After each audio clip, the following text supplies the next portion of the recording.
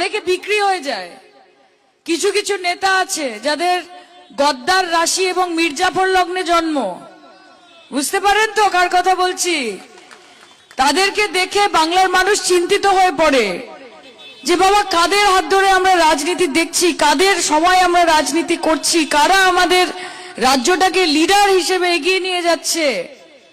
এরকম হবেন না, কারণ আগামী দিনে আপনাদের মধ্যে থেকে, আপনাদের পরবর্তী প্রজন্ম থেকে সুন্দর সুন্দর ছেলেমেয়েরা উঠে আসবে যারা রাজনীতি করতে চাইবে।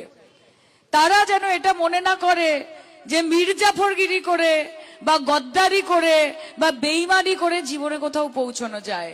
কারণ গাছ আর ফলের মধ্যে একটা বড় তফাৎ আছে। শুভেন্দু অধিকারী সে হচ্ছে মমতা বন্দ্যোপাধ্যায় নামক যে গাছ, সেই গাছের একটা ছোট্ট ফল, এবং ফল যতই চেষ্টা করুক না কেন কখনো গাছের থেকে বড় হতে পারে না। এটা সম্ভব নয়। আপনারা আমাদের শক্তি, আমাদের কর্মীরা আমাদের মনোবল।